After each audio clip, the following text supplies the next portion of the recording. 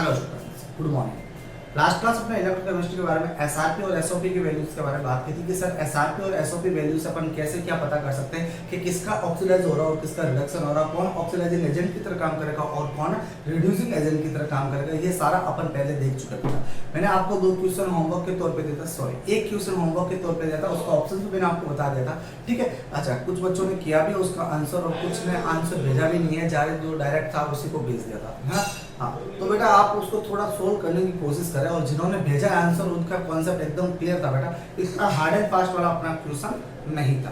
ठीक है बेटा, अच्छा वो हमारे पास जो डेटा थे बेटा वो अपने बहुत ही ज्यादा इंपॉर्टेंट थे।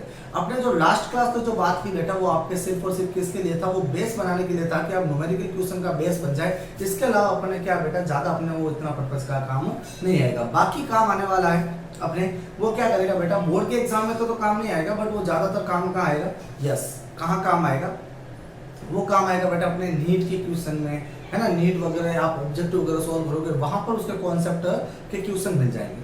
ठीक है बेटा, अब नेक्स्ट बात अपने पास ये रहेगी बेटा कि अगर आप लोग उससे अवॉइड कर दिया कि सर बोर्ड के अंदर आने वाला ही नहीं है तो अपन क्यों पढ़ेंगे, तो बेटा पढ़ना तो इसलिए जरूरी होगा कि बोर्ड के अंदर उसके न्यूमेरिकल क्वेश्चन भी आते हैं। अगर वो कॉन्सेप्ट क्लियर नहीं होगे तो बोर्ड के न्यूमेरिकल क्वेश्चन भी अपन सॉल्व नहीं कर पाएंगे। ठीक है बच्चा लोग, अच्छा अब बात इंपॉर्टेंट ये है कि सर अपने लिए अब तक जो अपने पढ़ा है, जिन जिन बच्चों ने इस लेक्चर से पढ़ना स्टार्ट किया बेटा, तो मैं उससे रिक्वेस्ट करूंगा कि आप पिछले वाले जितने भी लेक्चर के रिकॉर्ड है वो आप सारा का सारा एक बार जरूर देखें। इसलिए क्योंकि अब यहाँ से हालांकि समझ में तो आ जाएगा, लेकिन न्यूमेरिकल जैसे ही करवाना स्टार्ट होगा तो वहां पर आप क्या करोगे, डब कर जाओगे, वहां पर आपको प्रॉब्लम होना स्टार्ट हो जाएगी। ठीक है बेटा, तो आप क्या करो कि जितना भी पीछे का रिकॉर्ड है उनको भी पढ़ो और इसको भी पढ़ो। समय ज़्यादा नहीं है, ज़्यादा बड़े भी वीडियोस नहीं है कि जो आपको ज़्यादा वक्त लग जाए और सर इतने तो हमारे पास डेटा भी नहीं है, ऐसा नहीं होगा, है ना। आप पीछे वाला भी पूर्णतः पढ़े एक बार, उसके बाद इनको भी आप देखना स्टार्ट करें। ठीक है, आई होप कि बिल्कुल आपको अच्छे से बिल्कुल क्लियर हो जाएगा, डोंट वरी, है ना। चलो अब स्टार्ट करते हैं बेटा, अपने आगे का टॉपिक है, हेडिंग लगाइए आप इलेक्ट्रोकेमिकल सीरीज। क्या लगाओगे,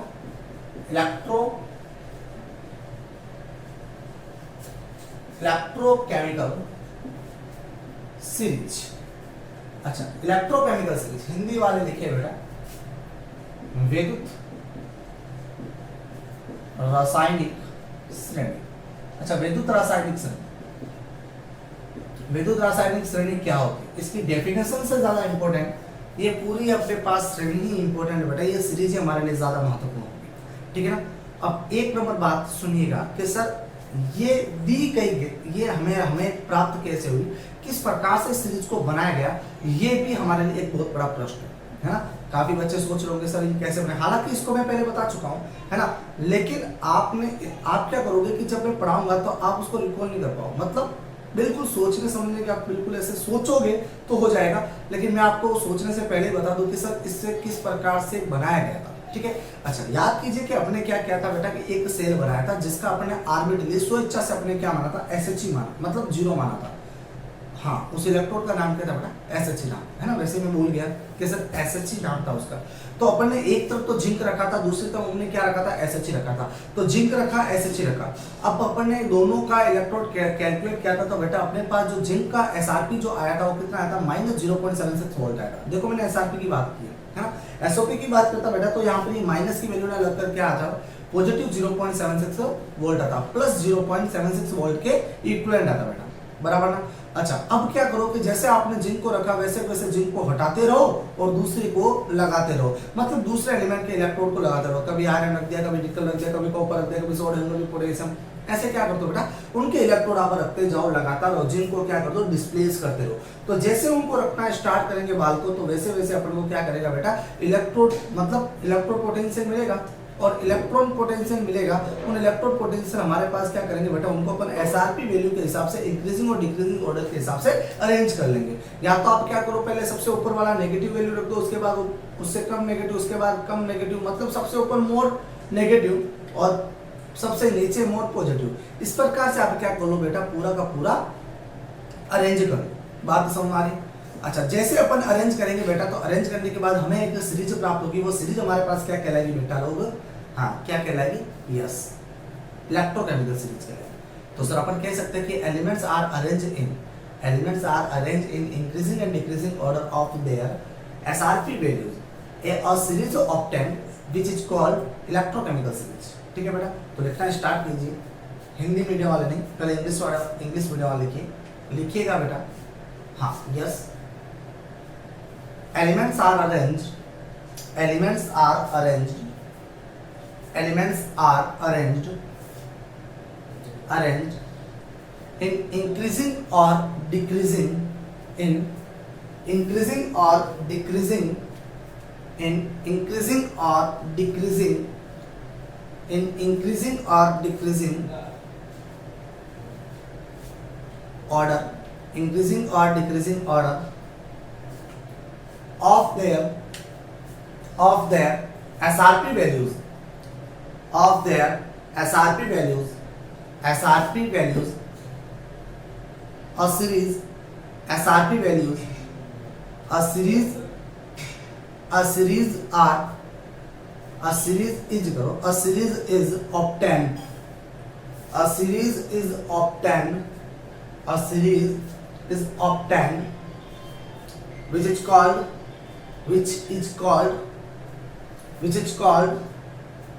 electrochemical series, which is called electrochemical series, which is called electrochemical series। Hindi वाले लिखिए बेटा, तत्वों को उनके एसआरपी मानों के बढ़ते या घटते क्रम में, एसआरपी मानों के बढ़ते या घटते क्रम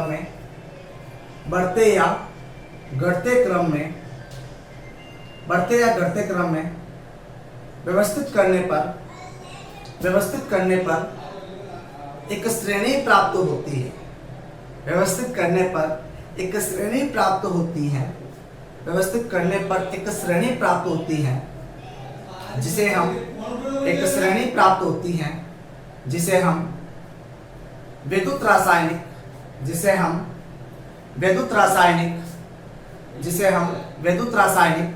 श्रेणी कहते हैं, विद्युत रासायनिक श्रेणी कहते हैं।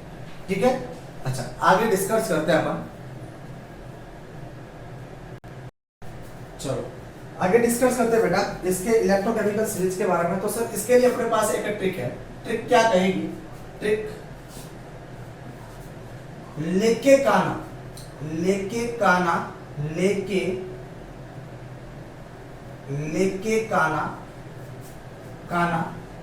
मम जिंटल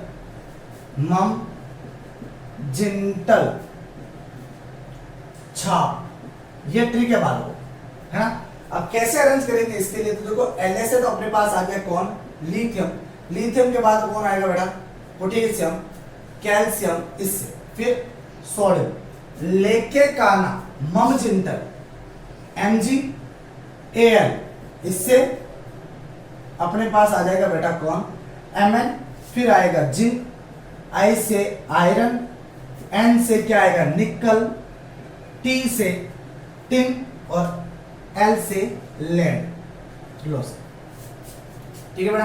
अच्छा अब आ जाओ आगे, बाकी वालों को नीचे लिख रहा हूं बेटा। तो इन दोनों के बीच में जो अरेंज होगा बेटा वो कौन अरेंज होगा? हाइड्रोजन अरेंज होगा। तो इस हाइड्रोजन को आप यहां लिख दो पहले, हाइड्रोजन, फिर कौन आएगा? छाप, कॉपर, मरकरी, सिल्वर, औरम, फिर कौन आएगा बेटा? Pt आएगा। कौन आएगा? Pt। अच्छा देखिए अब सर अपन अरेंज करते हैं इनके लिए। तो सर जैसे अपन टॉप टू बॉटम जाएंगे, जनरल जैसे ही नीचे जाएंगे तो सर यहां से अपने पास क्या? एसआरपी की वैल्यू लगातार डिक्रीज होती है। जो हाईएस्ट जो एसआरपी की वैल्यू होती है बेटा वो किसकी होती है? लिथियम की होती है। तो सर ये अपने पास क्या है? मोर नेगेटिव वैल्यू है। ये क्या है?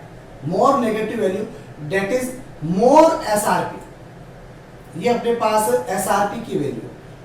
तो सबसे ज्यादा एसआरपी ये, उसके बाद ये, उसके बाद इस प्रकार चलेगा। बाल को बात आ रही समझ? ऐसे चलेगा।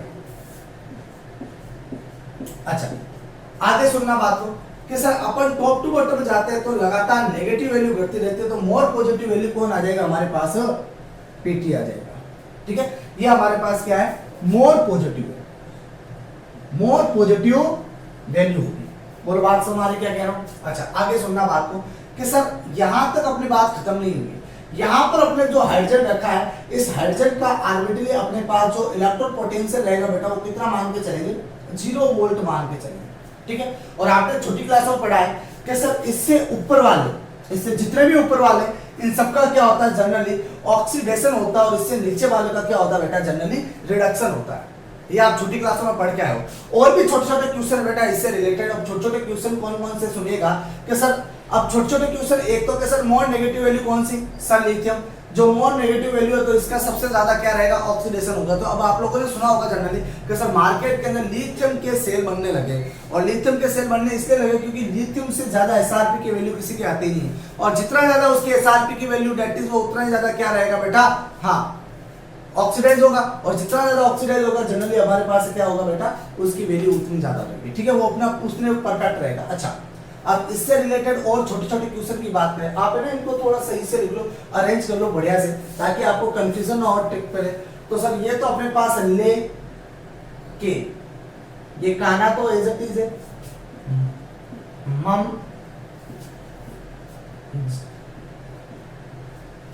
मम जिन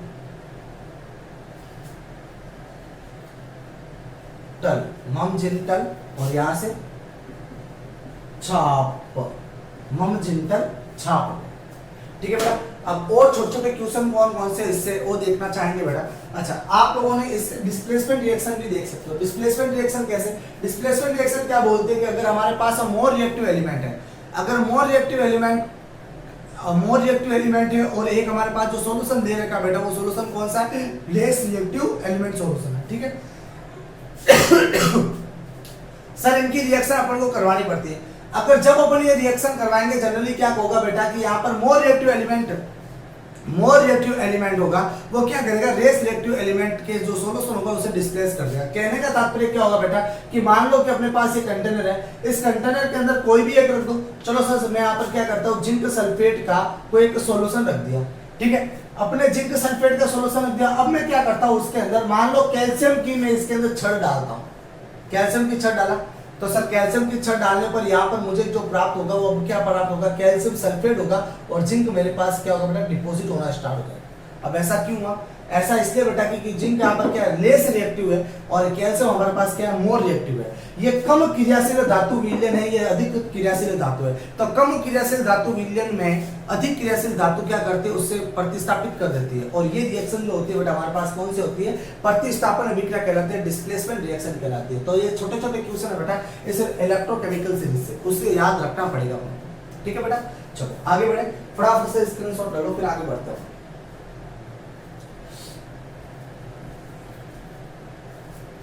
हो गया ना, बढ़े आगे।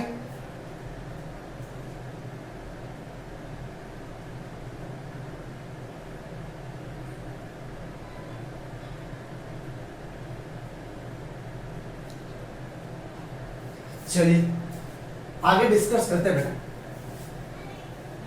नेक्स्ट टॉपिक अपने लिए और भी इंपॉर्टेंट है।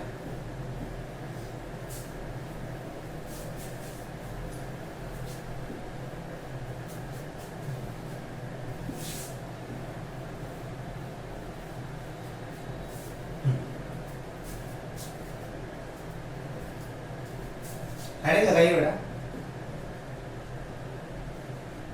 चेंज इन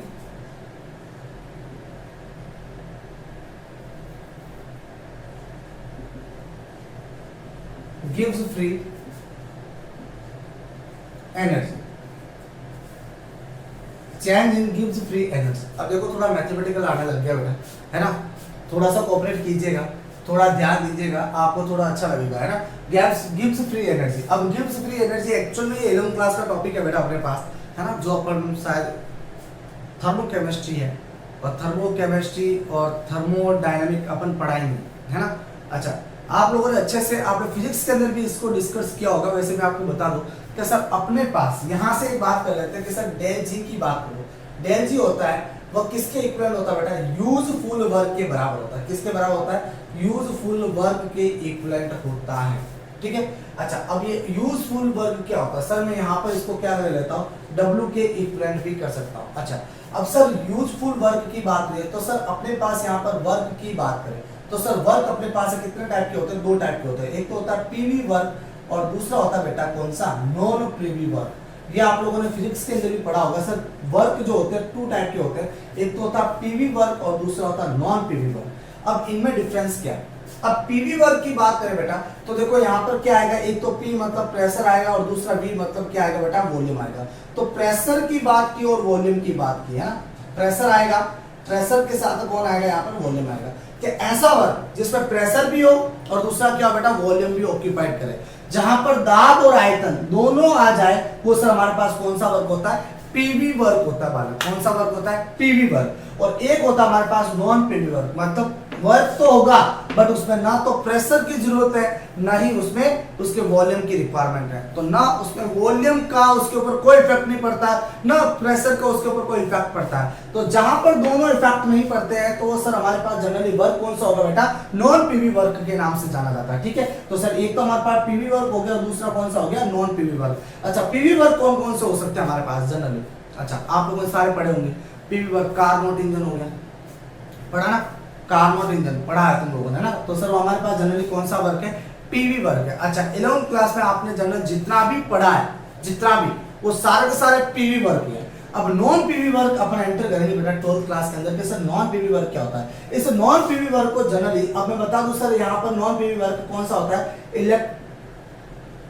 इलेक्ट्रिकल वर्क जो होता है वो हमारे पास कौन सा है? नॉन पीवी वर्क है। भाई सेल के अंदर किस काम का बताओ जरा? सेल के अंदर अपन ने कितना सॉल्यूशन डाला है? मैंने 1 लीटर डालू चाहे 2 लीटर डालू, उसका क्या इफेक्ट पड़ने वाला है? वो तो इफेक्ट तब पड़ेगा कि हाँ नंबर्स ऑफ वो इलेक्ट्रॉन कितने दे रहा है। सर प्रेशर का कितना क्या इफेक्ट पड़ेगा? कुछ पड़ेगा क्या? ना तो प्रेशर का इफेक्ट पड़ेगा ना ही उसके सॉल्यूशन का इफेक्ट पड़ेगा। तो सर ना सॉल्यूशन का ना इसका। ठीक है, तो इन दोनों का क्या नहीं पड़ता बेटा? अपने पास इफेक्ट नहीं पड़ता। हमने कंसंट्रेशन की बात नहीं की बेटा, वॉल्यूम की बात की। अब आप लोग ये लेके मत बैठना कि सर अपने यहाँ पर 1 मोल 2 मोल ये ले ले, तो बेटा वो उसकी कंसंट्रेशन है ना, उसकी वो कंसंट्रेशन है। अपन 1 लीटर के अंदर उसकी कंसंट्रेशन को बढ़ा सकते हैं और घटा भी सकते हैं। ठीक है, तो वो अपने ऊपर डिपेंड करता है। तो अपन ने उसकी सांद्रता के बारे में बात नहीं कर रहे बेटा, अपन उसके किसके बारे में बात कर रहे हैं? वॉल्यूम के बारे में बात कर रहे हैं। ठीक है ना, तो वॉल्यूम के ऊपर इलेक्ट्रिकल वर्क में कोई भी किसी प्रकार का इफेक्ट नहीं पड़ता। तो सर दोनों इफेक्ट नहीं पड़ता, तो सर ये जो हमारे पास नॉन पीवी वर्क होता है इसी को अपन जनरल क्या बोलते हैं? यूजफुल वर्क के नाम से जाना जाता है। कौन से वर्क के नाम से जाना बेटा? यूजफुल वर्क के नाम से जाना जाता है। बोल बात समझ लो, है ना? चलो, तो सर यहां तक बात समझ में आ गई, तो आगे की तरफ बढ़ते हैं। जनरली सर अपन यहां से बोलते हैं कि सर अपने पास आ रहा है कौन? W आ रहा है। कौन आ रहा है? W। ये रहा सर W। अच्छा, W जो होगा बेटा वर्क जो होगा, इलेक्ट्रिकल एनर्जी की बात करें, वो हमारे पास किसके बराबर होता है बेटा? Q इंटू वी के बराबर होता है। किसके बराबर होता है? Q इंटू वी के बराबर होता है। ये कहां से आया सर? अच्छा, ये आया सर यहां से। अपन जानते हैं कि V बराबर W बाई Q होता है। होता कि नहीं होता? होता है। तो सर W बराबर हमारे पास क्या हो जाएगा? Q इंटू वी हो जाएगा। अरे फिजिक्स पे पढ़ा होगा तुम लोगों ने, है ना? सर यहाँ पर पोटेंशियल डिफरेंस जो होता है, पोटेंशियल डिफरेंस के फॉर्मूले से अपन ने क्या निकाला? वर्क निकाला है। ठीक है, अच्छा, तो सर हमारे पास क्या आया? W बराबर Q इंटू वी आया। ये यहाँ पर लिख लीजिएगा आप। क्या लिखेंगे बोलिए बेटा? V equal to Q by W। ये होता है? नहीं, W बाई Q होता है। ठीक है, अच्छा सर अब सुनिएगा बात को कि सर अपने पास W बराबर क्या आ रहा है? Q इंटू वी आ रहा है। मैं इसके क्या लगा रहा हूँ आगे बेटा? नेगेटिव चार्ज लगा रहा हूँ। ऐसा क्यों लगाया? आ जाओ वापस कहां पर? थर्मोडायनेमिक के अंदर। थर्मोडायनेमिक्स में आपने पढ़ा होगा कि सर अपने पास ये क्या एक सिस्टम है। क्या है? एक सिस्टम की बात की है। अच्छा, इस सिस्टम की बात करें तो ये अगर ऑन द सिस्टम वर्क किया जाए, क्या किया बेटा? ऑन द सिस्टम वर्क किया, ऑन द सिस्टम वर्क, यहां पर वर्क किया बेटा, तो ये हमेशा कैसा होता है? पॉजिटिव होता है, जो आप लोगों ने कहां पढ़ा है? फिजिक्स के अंदर पढ़ा। और अगर बाय द सिस्टम वर्क किया है, क्या क्या बेटा? बाय द सिस्टम वर्क किया है, तो बाय द सिस्टम वर्क करने पर वो वर्क हमेशा कैसा होता है बेटा? नेगेटिव वर्क होता है। कैसा होता है? नेगेटिव वर्क होता है। बोलो बात समझ क्या कह रहा हूं? अगर बाय द सिस्टम वर्क होता है तो कैसा वर्क होता है? नेगेटिव वर्क होता है। और अगर ऑन द सिस्टम वर्क होता है तो कैसा होता है बेटा? पॉजिटिव वर्क क्या होता है। बोलो बात समझ आ रही? चलो ठीक है। आगे बढ़ते हैं। इतना आप लोगों ने फिजिक्स के अंदर पढ़ रखा है कि सर ये क्या क्या होता है, मैंने थोड़ा रिवाइव करा दिया। सर हमारे पास जो यहाँ पर सेल है बेटा, वो सेल एक्चुअल में क्या होता है कि ऑन द सिस्टम वर्क कर रहा है? नहीं, हम सेल पर काम थोड़ी कर रहे हैं, सेल के द्वारा काम हो रहा है। सेल काम कर रहा है, हमें इलेक्ट्रिसिटी प्रोड्यूस कर रहा है। सेल हमें क्या कर रहा है बेटा? काफी सारी एनर्जी दे रहा है। तो अगर सेल के द्वारा काम हो रहा है तो उसका वर्क कैसा आएगा बेटा? नेगेटिव वर्क आएगा। बोलो बात समझ आ गई? चलो ठीक है, अब आगे सुनिएगा जरा क्या बात कही जा रही है। सर अपन बात करते हैं कि सर मान लेते हैं कि सर ये हमारे पास क्या है, एक जिंक है। जिंक का यहाँ पर क्या हो रहा है बेटा? ऑक्सीडेशन हो रहा है। तो ऑक्सीडेशन होने के बाद ये क्या बना? 2 इलेक्ट्रॉन को रिमूव कर रहा है। अच्छा, यहाँ पर बात की जा रही है कि सर एक मोल जिंक से 2 मोल इलेक्ट्रॉन क्या हुए बेटा? रिड्यूस हुए, मतलब 2 मोल इलेक्ट्रॉन बाहर निकले। 1 मोल जिंक से 2 मोल इलेक्ट्रॉन बाहर निकले। अच्छा, अब इसका बताइए जरा, इसका क्या तोड़ रहेगा? अब अपने लैंग्वेज में सर ये अपन ने कहां से लिखे? 2 मोल 1 मोल, ये अपन ने क्या लिया है? एक रिएक्शन से स्टोइकियोमेट्रिक कोएफिशिएंट से इसको लिया बेटा। आगे जो संख्या लिखी है ना उसको स्टोइकियोमेट्रिक कोएफिशिएंट बोलते हैं। यहां से अपन ने लिए कि सर ये 1 मोल है, ये 2 मोल इलेक्ट्रॉन बाहर निकाल रहा है। बोलो बात से हमारी। अच्छा, अब सुनिएगा सर, अपन यहां से क्या बात करते हैं? एक इंपॉर्टेंट बात है। इंपॉर्टेंट बात क्या बोलते हैं सर जनरली? तो सर अपन कहते हैं कि सर यहां से एक एन इलेक्ट्रॉन है, एन इलेक्ट्रॉन मान लो, एन इलेक्ट्रॉन है, वह एन इलेक्ट्रॉन क्या कर रहा है बेटा? ट्रांसफर कर रहा है एक सेल से, है ना। चलो एनोड और कैथोड की बात कर लेते हैं। सर यहाँ पर एनोड है, एनोड लिख दूं, और इधर क्या लिख दूं बेटा? कैथोड लिख दूं। अच्छा, एनोड से कैथोड की तरफ इलेक्ट्रॉन ट्रांसफर होते कि नहीं होते? मानते हो इस बात को? अच्छा, एनोड से कैथोड की तरफ इलेक्ट्रॉन ट्रांसफर होता है।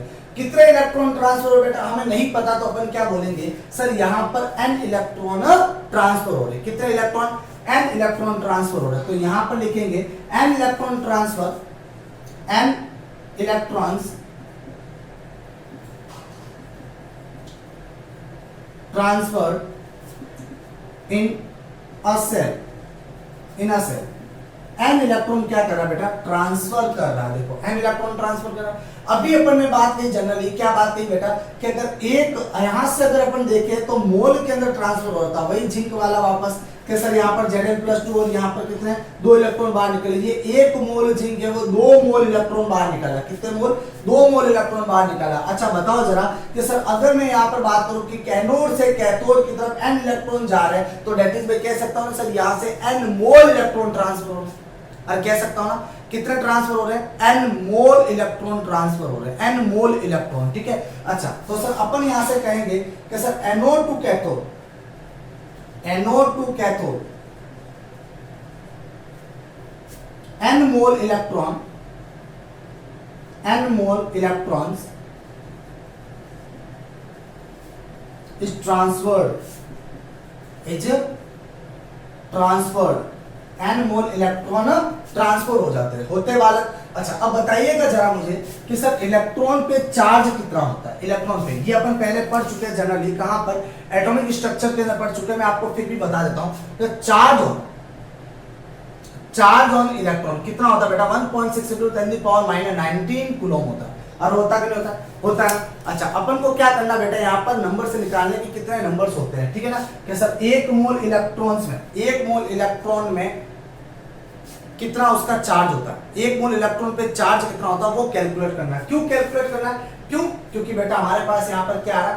चार्ज आ रहा है। अगर चार्ज नहीं आता तो हमें ये निकालने की जरूरत नहीं पड़ती, अपन डायरेक्ट लिख लेते हैं 1 मोल इलेक्ट्रॉन लिख लेते हैं। लेकिन हमें क्या निकालना पड़ेगा? चार्ज निकालना पड़ेगा। तो चार्ज निकालना, कितने इलेक्ट्रॉन का निकालना है? n मोल इलेक्ट्रॉन का चार्ज निकालना है। ये देखो n मोल इलेक्ट्रॉन का चार्ज निकालना है। तो सर 1 मोल इलेक्ट्रॉन का चार्ज कितना होता है वो कैलकुलेट कर ले पहले, उसके आगे पर n से मल्टीप्लाई कर लेंगे तो अपने पास क्या निकल जाएगा? n मोल इलेक्ट्रॉन का चार्ज डिफाइन हो जाएगा बाद में।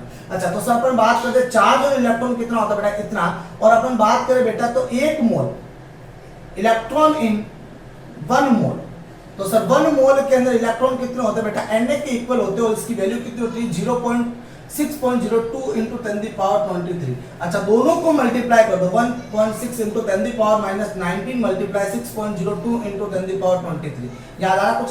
ये अपन ने कहा था एटॉमिक स्ट्रक्चर के अंदर क्या था, और इसकी जो वैल्यू होती है बेटा वो लगभग किसके बराबर आती है? 696,500 कूलॉम के बराबर आती है। और हम जानते हैं कि 96500 कूलॉम जो होता है बेटा वो किसके बराबर होता है, 1 फेराडे के इक्विवेलेंट माना जाता है। किसके बराबर मानते हैं बेटा, 1 फेराडे के बराबर मानते हैं। तो सर ये हमारे पास किसके बराबर आ गया, 1 फेराडे के बराबर आ गया। अच्छा अब सुनिएगा सर, यहाँ पर लैंग्वेज कह रही है कि सर एनोड टू कैथोड है वो n मोल इलेक्ट्रॉन ट्रांसफर कर रहा है, n मोल इलेक्ट्रॉन अगर ट्रांसफर कर रहा है तो डेट इज मैं क्या कहूंगा कि सर W बराबर minus n Faraday electron transfer करेगा। भाई कितने इलेक्ट्रॉन ट्रांसफर करेगा, n फेराडे, क्योंकि हमें अब एक चार्ज फाइंड हो गया है। हमें यहाँ पर W जो लिखना है बेटा, यहाँ पर जो लिखना है इलेक्ट्रॉन्स को हमें चार्ज के रूप में लिखना है, इसीलिए हमने क्या किया, फेराडे में कन्वर्ट किया है। वरना अपन यहाँ पर लिख सकते थे 1 मोल इलेक्ट्रॉन, है ना। अब 1 मोल इलेक्ट्रॉन पे चार्ज कितना, क्योंकि यहाँ पर Q जो है बेटा चार्ज को डिफाइन कर रहा है, तो ये हमें क्या करना पड़ेगा, चार्ज में कन्वर्ट करना पड़ेगा। ठीक है, तो अपन चार्ज में कन्वर्ट करते तो W equal to minus NF, और यहाँ पर जो V है बेटा वोल्टेज, और वोल्टेज को अपन प्यार से किससे लिखते हैं बेटा, E सेल से डिफाइन करते हैं, बराबर। E cell is the volt, क्या रहा भाई, पोटेंशियल डिफरेंस और पोटेंशियल डिफरेंस या इलेक्ट्रोड डिफरेंस है, ये हम अपन सब किससे लिखते हैं, ई सेल से लिखते हैं। तो सर अपने पास क्या आ जाएगा, ये ई सेल आ जाएगा। बोलो बात तो हमारी, तो सर W बराबर माइनस NF ई सेल आएगा। और हम अब देखिएगा कि सर W बराबर हमारे पास जो था वो क्या था बेटा, हाँ जी क्या था, माइनस W के बराबर था। डेल जी इक्वल टू किसके बराबर था, माइनस इसके बराबर था,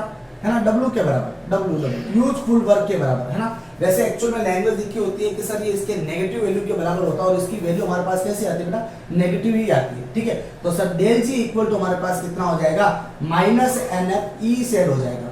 ये तो बात हुई नॉर्मल कंडीशन में। अगर बात कह दे सर स्टैंडर्ड कंडीशन में, तो सर स्टैंडर्ड कंडीशन में क्या हो जाएगा, del G not equal to minus NF E cell not हो जाएगा। बोलो बात समझ आ रही है। ये दो फॉर्मूला हमारे पास निकल कर आते हैं। ठीक है, फटाफट छापो, फिर आगे डिस्कस करते हैं इसके कुछ कंडीशंस के बारे में। ठीक है,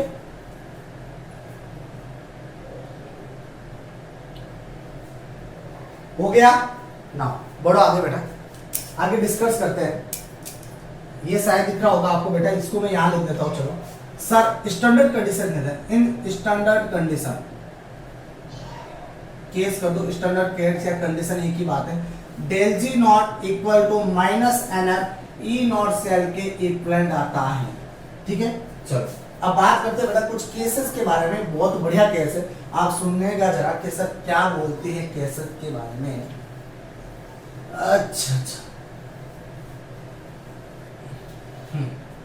आओ सुनो, केस के बारे में बात करते हैं। सर फर्स्ट कंडीशन, अगर मैं बात करूं यहाँ पर EMF की, है ना, गिब्स फ्री एनर्जी के बारे में, कि सर गिब्स फ्री एनर्जी उसके EMF पर कैसे डिपेंड करेगी, है ना। तो सर EMF के ऊपर डिपेंड करे, तो सर केस नंबर 1,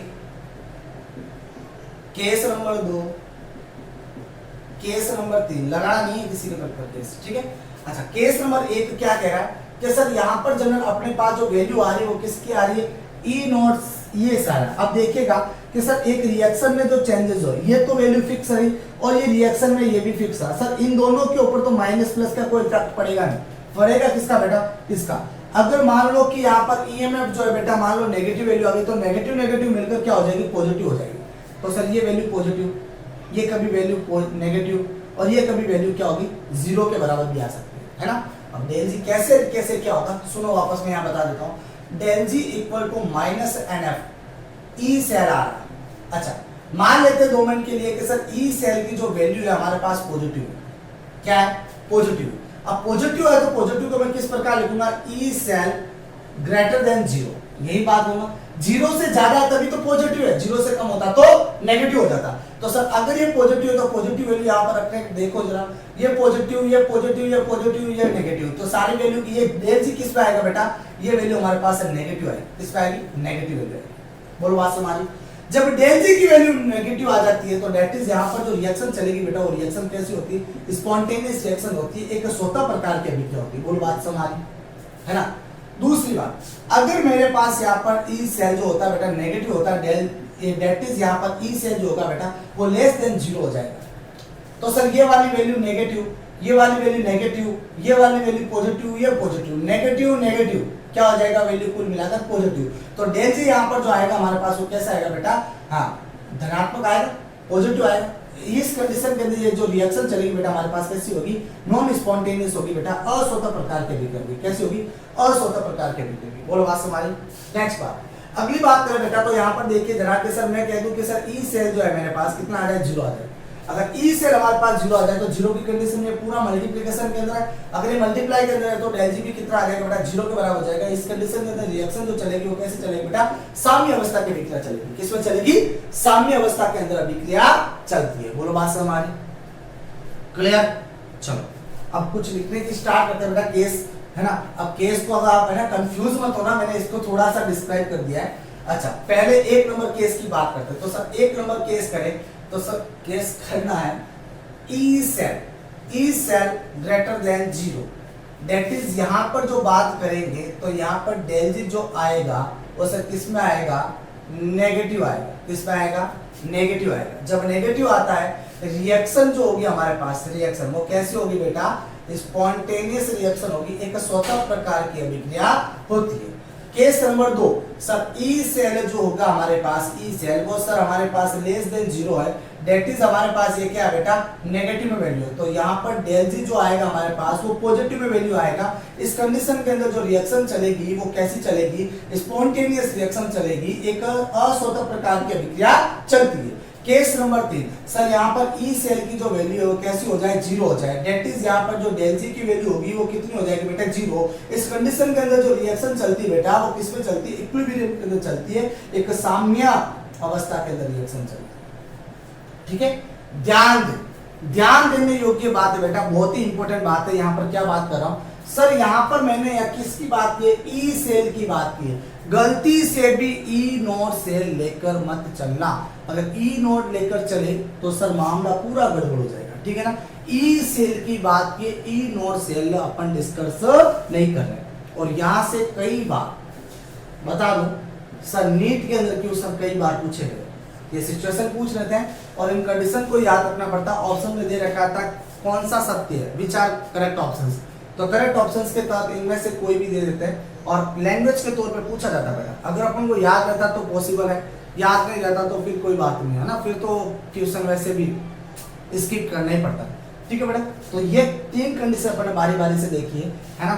चलो आज के लिए अपने इतना ही बेटा, है ना। आगे डिस्कस करेंगे नेक्स्ट क्लास के अंदर नोट्स इक्वेशन करेंगे बेटा, इज अ वेरी इंपॉर्टेंट, है ना। जहाँ से क्वेश्चन पढ़ना ही पढ़ना, पूरी डेरिवेशन है उसके बेस पर, है ना। तो अपने अच्छे से डिस्कस करेंगे। ठीक है, अब देखो कि थोड़ा हर एक क्लास के अंदर 1-2 टॉपिक होने का रीजन ये है कि सर आप वीडियो को वैसे ही पूरा नहीं देख पाते हो, क्लास पूरी अटेंड नहीं कर पाते हो। अगर आप कंटिन्यूली अटेंड कर पाओ तो बता देना, मैं कोई दिक्कत नहीं, 1-1.5 घंटे का बना दूंगा लेक्चर, कोई समस्या है, मुझे पढ़ाने में कोई अर्ज नहीं। ठीक है, लेकिन आप वैसे ही स्किप करते हुए देख रहे हो तो उससे कोई मतलब ही नहीं है। हाँ, किसान ने क्या होमवर्क भेजा, एक से पूछ लिया, उसने भेज दिया, फिर आपने टीपना स्टार्ट कर लिया, हाँ सर प्रेजेंट लगा लो। दीपक तो कुछ भी नहीं करता, शुरुआती तौर पे एक्टिव, बट इन दिनों में बिल्कुल इनएक्टिव। ठीक है बेटा, है ना। भाई आप सारे सब्जेक्ट के देखते हो तो मेरे से क्या दुश्मनी है, सारे देखते हो ना, हर सब्जेक्ट के देखते हो, हर सब्जेक्ट के लेक्चर अटेंड करते हो, फिजिक्स करते हो, केमिस्ट्री फिजिक्स करते हो, बायो करते हो, अदर और भी जो होंगे वो आप अटेंड करते हो। बट मेरे से क्या भाई, आप बने रहिए, आप लगातार कीजिए। देखो मैं आपके पीछे नहीं भागने वाला, है ना। घोड़ा बस होश से दौड़ता है, पीछे कितना भागेंगे, जब तक आप अपने सेल्फ से नहीं करोगे तब तक कुछ नहीं होगा। ठीक है, अब कैसे, इसके लिए एक छोटी सी कहानी भी है, मैं आपको बता दूं। अगर ऐसे ही पढ़े रहे तो उसका कोई मतलब नहीं है। सुनिएगा जरा कि सर एक एग्जांपल देता हूँ मैं आपको, बायोलॉजी वाले को सब अच्छे से पता होगा कि सर एक मेंढक है। अगर मेंढक को अपन क्या करें, खोलते हुए पानी में डाल दो, है ना, पानी गर्म है, उसके अंदर डाल दो, क्या होगा, गुनगुना सा पानी समझ लो, है ना, गुनगुना हल्का गुनगुना पानी समझ लो। अगर उसके अंदर डाल दो तो क्या होगा, मेंढक उछल कर जल्दी से बाहर निकल जाएगा, है ना, फटाक से उछल के बाहर निकला। ठीक है, अगर वही अपन कंडीशन कर दे कि सर उस मेंढक को पानी के अंदर, ठंडे पानी के अंदर डाला और फिर नीचे से आग लगाना स्टार्ट कर दिया। अब धीरे धीरे धीरे धीरे आग बढ़ी, धीरे धीरे पानी गर्म हुआ, उस पानी के अकॉर्डिंग, पानी जैसे गर्म हुआ था उसकी अनुसार ही उसने अपना क्या कर दिया, बॉडी का टेम्परेचर कर दिया, करता है ना मेंढक को। तो सर जितना गर्म हुआ उतना गर्म कर दिया, जितना गर्म हुआ वैसे चेंज करता रहा, चेंज करता रहा, चेंज करता रहा, चेंज करता रहा, है ना। अंत में ऐसा हुआ कि पानी बहुत ज्यादा गर्म होने लग गया और मेंढक ने अपनी सारी एनर्जी कहाँ खत्म कर दी, बॉडी के टेम्परेचर को चेंज करने में खत्म कर दी कि हाँ मैं इसके अनुकूल रह सकता हूँ, है ना, उसके अंदर उसने कन्वर्ट कर दी। अब देखो जरा, अब जैसे ही उसने उसके अकॉर्डिंग खत्म की है बेटा, पूरी की पूरी एनर्जी वहां पर खर्च कर दी, तो बताओ क्या वो मेंढक जो होगा वो बाहर निकल पाएगा क्या वो पतेले से? अब बाहर नहीं निकल पाएगा। अब उसकी क्या है, निश्चित ही मृत्यु है। ठीक है, अब उसकी निश्चित मृत्यु है बेटा। अब ना तो उसे कोई बचा पाएगा ना कोई बात, बस वो खुद अपने आप को नहीं बचा पाएगा। ठीक है, तो वही सिचुएशन आपके साथ भी ना हो जाए कि सर आप अभी तो स्किप कर लो, जैसे ही एग्जाम नजदीक आए, अरे सर मुझे ये नहीं आ रहा, अरे सर मुझे वो नहीं आ रहा, अरे सर ये नहीं हो रहा, अरे सर वो नहीं हो रहा। अरे भाई आप जितना दे रहे हैं आधे आधे घंटे का है ना, उसको आधा आधा घंटा कवर करते रहो ना, आपका ज़्यादा बेनिफिट है। और बोर्ड के हो तुम लोग, है ना, और ड्रीम तो लेके चले थे कि सर IIT करेंगे, नीट करेंगे, और अब जाके पता चल रहा है कि सर कुछ ना होने वाला। एक तो वैसे ही लॉकडाउन में पूरा खा गया, है ना। तो सर यही बात कहूँगा कि जितना पढ़ाया जा रहा है उतना पढ़ो, जो होमवर्क दिया जा रहा है वो करो, है ना। मैं काफ़ी कम आपको क्वेश्चन दे रहा हूँ, लेकिन सबसे बड़ी बात कह रहा हूँ कि आप जो पढ़ रहे हो उनको नोट्स बनाकर मेरे पास भेज दो, और नहीं आ रहा आप बारी बारी से पूछते रहो, ठीक है। वरना हालत आपकी मेंढक वाली हो जाएगी कि सर अब तो पानी बहुत गर्म हो गया, हमारी एनर्जी पूरी खत्म हो गई। ऐसा होगा कि सर अब तो एग्जाम नज़दीक आ गया, अब हमें क्या करना है, इस बार प्रमोट नहीं होंगे, ये अच्छे से ध्यान रख लेना, गवर्नमेंट कर चुकी, अब नहीं होने वाले, है ना। थर्ड ईयर का वेट करना ही मत, ठीक है ना। क्या तीसरी लेयर आएगी हमें बचा लेगी, नहीं ऐसा नहीं होने वाला, ठीक है भाई। हाँ, इस बात का अच्छे से ध्यान रखें, ठीक है। अब देखिए कि आज देखता हूँ कितने बजे, आप 4 बजे से पहले पहले सभी मुझे जितना होमवर्क है सबके सब भेज दे, 4 बजे से पहले पहले, ठीक है। इसके बाद जितने भी होंगे सबके ऑप्शन लगाऊंगा, ठीक है। कुछ भेज रहे बेटा 1 दिन बाद भेज रहे, कोई 2 दिन बाद भेज रहे। अब देखो कुछ हिंदी मीडियम के बच्चों ने मुझे कल भेजे, 3-4 जनों ने परसों का होमवर्क कल भेजा, तो ऐसा नहीं होना चाहिए बात। उसकी इस कंडीशन के अंदर क्या होता है, ऑप्शन लगता है, जितने ऑप्शन उतने उसके सेलेक्शन मार्क्स, ठीक है। आज के लिए इतने, बाकी का बात करते हैं नेक्स्ट क्लास, बाय।